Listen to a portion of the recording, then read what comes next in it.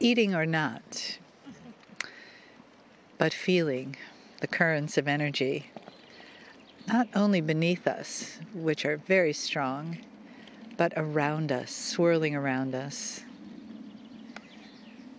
The spirals of energy that connect us to heaven and earth. The spirals coming up from below in a clockwise direction, and the heaven spirals coming down in a counterclockwise, meeting in the center. Take a full breath in and just let your belly soften. Let your body soften and enjoy the earth, the sky, the day.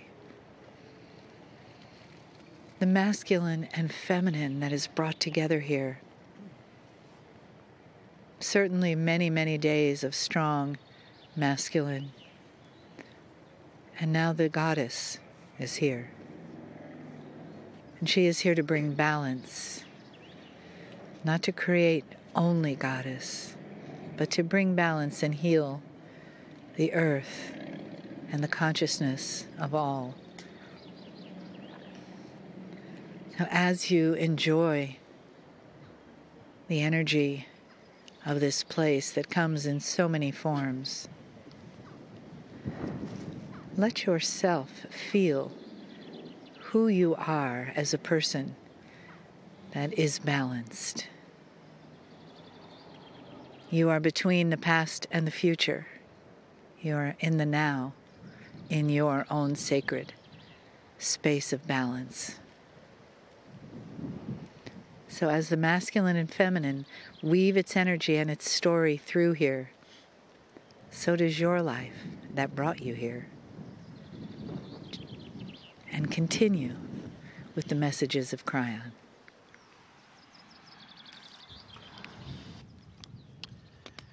Greetings, dear ones. I'm Cryon of Magnetic Service.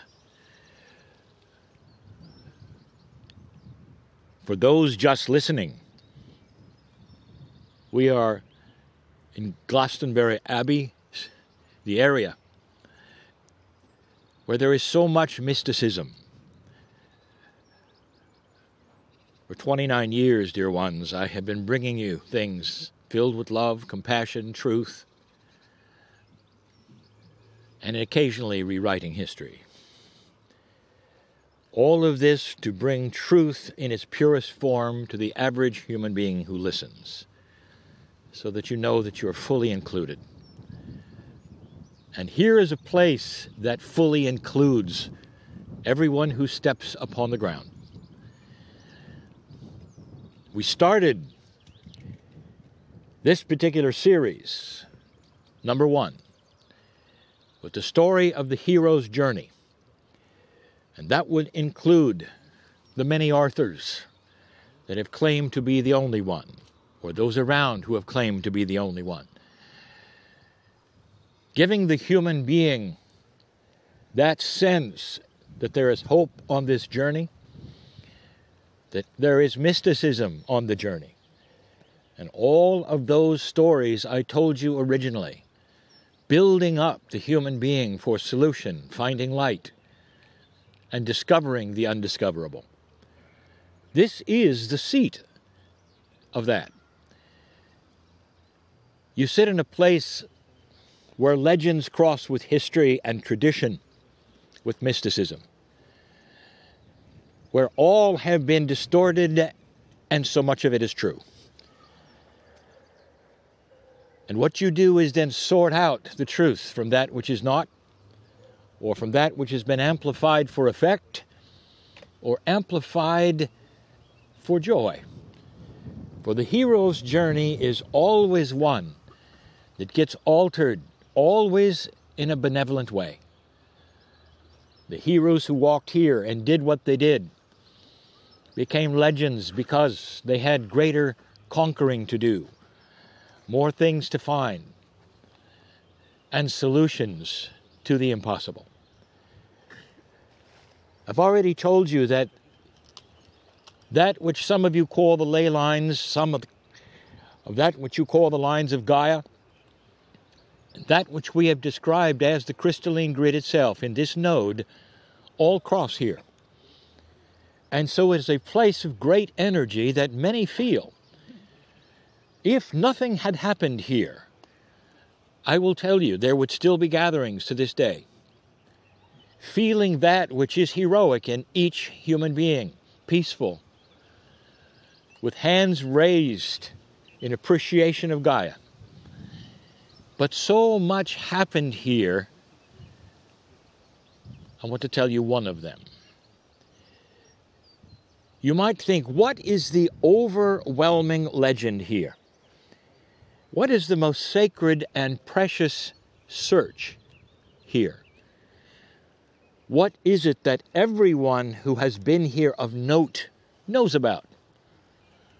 It's talked about. And that would be the Holy Grail. Let this channel be the story of the Holy Grail.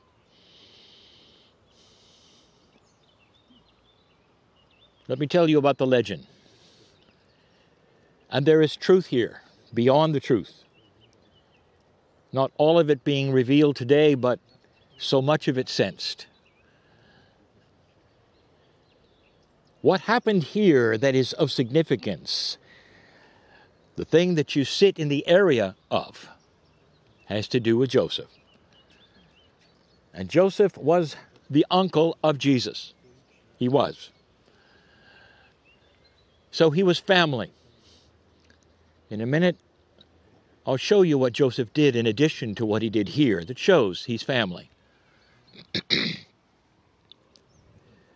And the legend and the mysticism would say that Joseph came from Palestine not long after his nephew was on the wood. And the legend says that he brought with him the cup of Christ, the Grail itself, the one involved in the Last Supper. But not only that, the legend says that there were drops of blood in that cup from the wounded side of his nephew on the wood. And all manner of things have been amplified and sprung up from that legend. Where is the cup? Was the blood magical? What happened here gets changed almost every generation. But there is truth within the truth. I'm going to take you to a place that so many don't really want to visit. And again, I will take you to a place in Jerusalem. In the upper room, there was indeed a Last Supper. And this is the beginning of the legend of this, the cup of Christ, the Holy Grail. And it has been amplified because of its significance today that was not even known then. And that is what we wish to speak of. You can imagine Jesus giving his apostles a farewell. Now, it's important for you to understand they didn't understand. They didn't know it. Jesus did. And in his own way, he was saying goodbye. And he gave them sign after sign that it would be the last time they would see him. But they didn't understand. To think that all of this would come to an end after the miracles, after the love and the compassion that they had seen, just the beginning of something very special. And here was the Master of Love, in tears, saying goodbye. Mary of Magdala was there at his side, dear ones. This is not a myth. And he was saying goodbye to all. Even after the traitor left, they didn't understand that this would be the last meal. The meal was the Passover. And it all corresponds. This was the meal. This was the unleavened bread. All Jews, no matter what the sects, even that time, no matter what they believed, still honored the Exodus from Egypt, and the Passover was celebrated by all. And this corresponded with it. For many there, it was simply another Passover meal. What was the Master saying? What he was talking about? It was cryptic. Why was he crying? He was saying goodbye. There was no sign that said Last Supper. There was no indication to any of them of the profundity of the next days. He was trying his best to say farewell to those he had been with, who had followed him, who had shared in the journey and the path. A day of sorrow. They didn't get it. All of the history points to the fact that they were in the dark until that moment.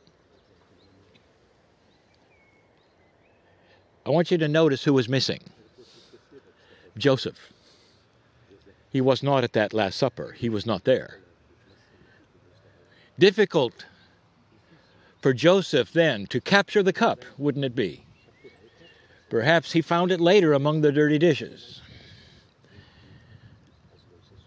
But there is no story of then who spied it and who agreed that this was the last time that they would ever see the Master of Love, or put it aside, or capture it, or put it in the bag.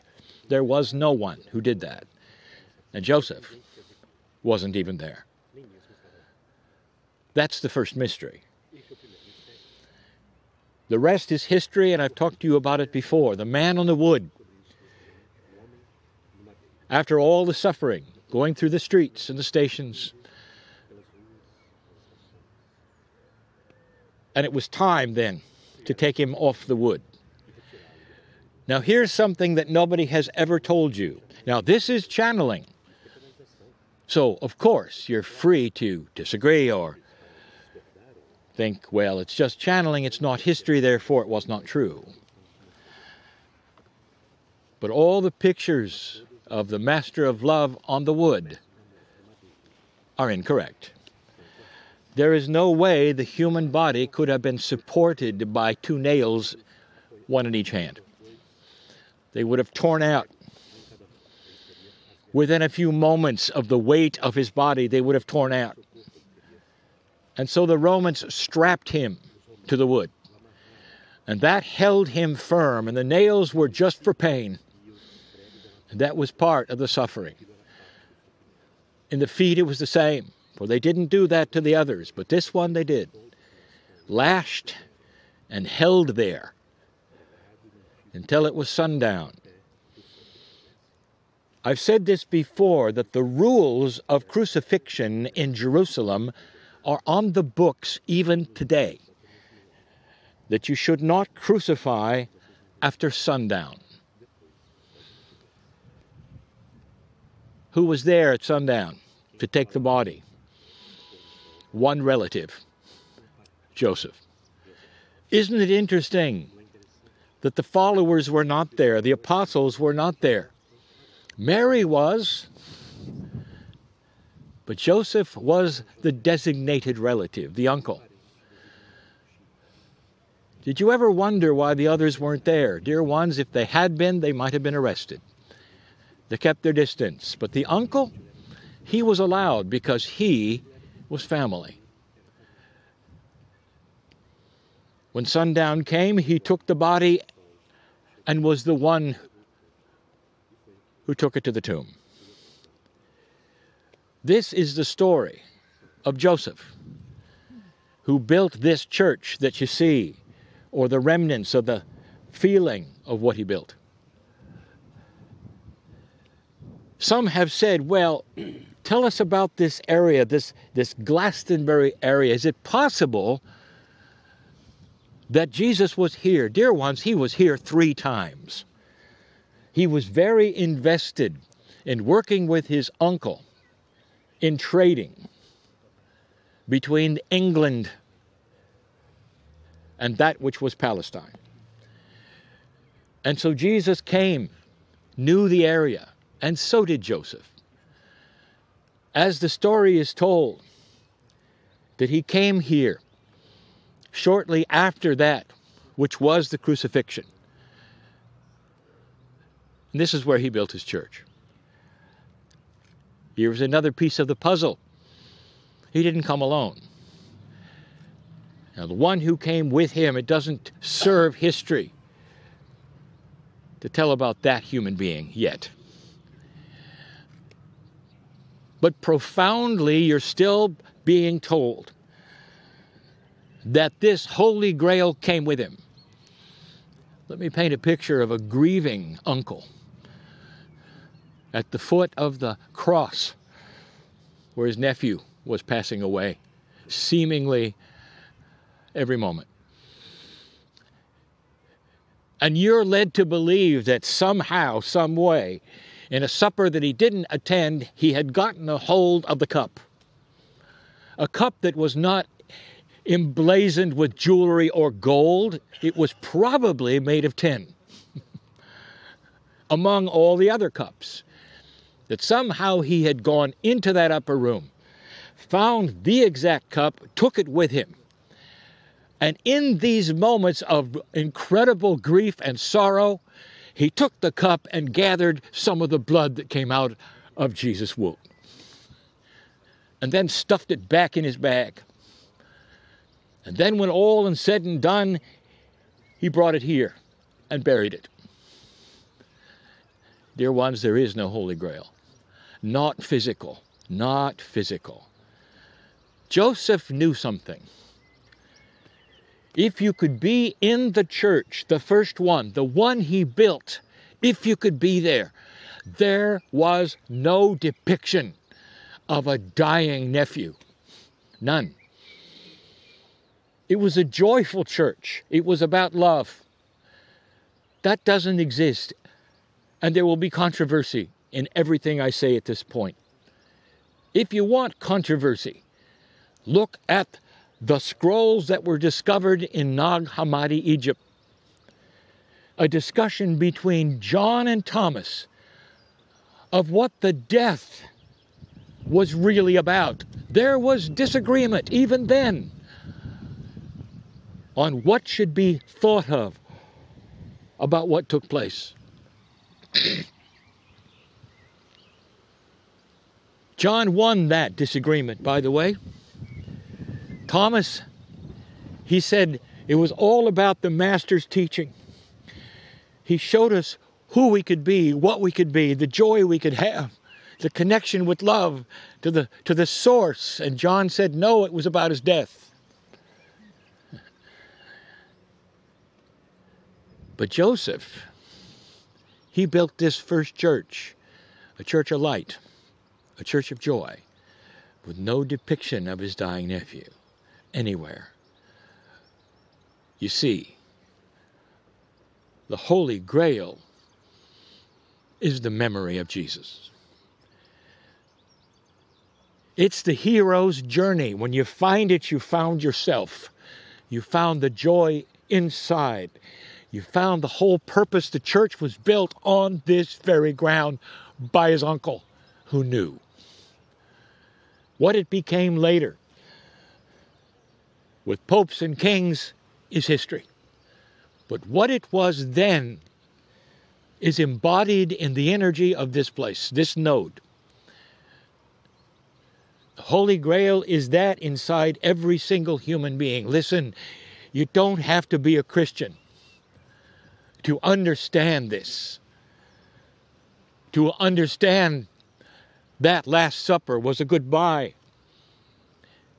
with one man to his followers. You don't have to be a Christian to feel that which is the Creator's light in this place. What it's become in the mysticism that circles and all the marketing, you cut through it and the Holy Grail is here. And you're enjoying it because it is the profundity of the light on the planet. This man changed the calendar system hundreds of years later. the actual calendars of the planet, changed to reflect his life, dear ones. That's the Holy Grail. That's the influence. By the definition of Holy Grail, it is something searched for and desired. And so many have found it. Old souls, so many of you have found it. And so many will still search. Not the physical cup, which to this day lies crumbling in dirty dishes, but the significance of the man in the first communion at the Passover, who said goodbye to his followers and went through something. Not is what he's asking you to go through, but what the light was around it all, and the beauty of the message of the Master of Love. Someday this history may actually be seen, and more. But for now, we ask you to feel this and understand this and demystify so many things that then would become practical to you so that you can participate in the same search, in the same hero's journey, in the same solutions that so many have. Give a thank you to Joseph for all that he did as the uncle of Jesus, and what he attempted to do here, building the first church to honor love. Thank you, Joseph. And so it is.